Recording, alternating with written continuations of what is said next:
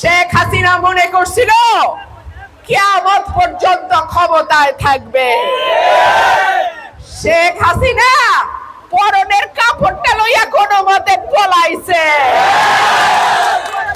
লোকে তার একটা কাপড় লইতে পারে নাই। ভারতের সরকার তারে কিছু কাপড় চোপড় দিছে, এক কাপড়েই থাকন লাগতো।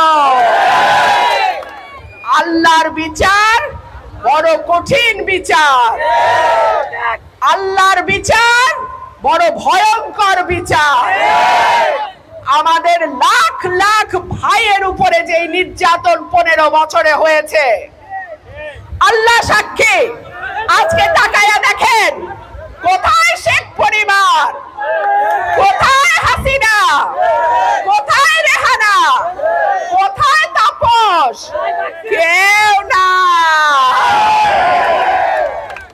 মন্ত্রীরা লাশের হিসাব নেয়, মন্ত্রীরা গুম করার নির্দেশ দেয়, মন্ত্রীরা খুন করার নির্দেশ দেয়।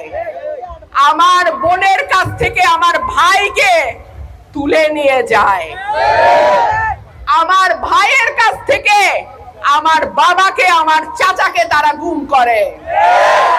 এখন আদালতেও যাইতে পারে না। মাইনসে পচা ডিম আর কি জুতা লইয়া রেডি থাকে। কোরআনে আল্লাহ পাক বলছেন, ওয়াতুইজ্জু মান তাশা ওয়া তুযিল্লু মান তাশা। আমি যাকে ইচ্ছা সম্মান দান করি, যাকে ইচ্ছা আমি বেইজ্জত করি। বেইজ্জতি কত প্রকার ও কি কি এইবার হাসিনা তুমি টের পাইছো। আমরা সকলের প্রাণের নেতা, আমাদের নয়নের মণি, আমাদের মা দেশনেত্রী বেগম খালেদা জিয়াকে ৭৬ বছর বয়সে হাসিনা তুমি জেল খাটাইছো মিথ্যা মামলায়। আমাদের মাকে তুমি বাড়ি ছাড়া করছো, ঠিকানা ছাড়া করছো হাসিনা।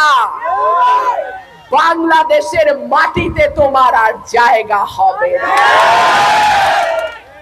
৭৬ বছর বয়সে পলাইছো তো শ্বশুর বাড়ি। আল্লাহ করে যেন কবরটাও তোমার বাংলাদেশে না হয়। আমার মা, আমাদের মাকে ঠিকানা ছাড়া করেছে যেই মহিলা, বাংলাদেশের মাটিতে সে ফিরতে পারবে না। আমরা তার সমুচিত জবাব দেব ইনশাআল্লাহ।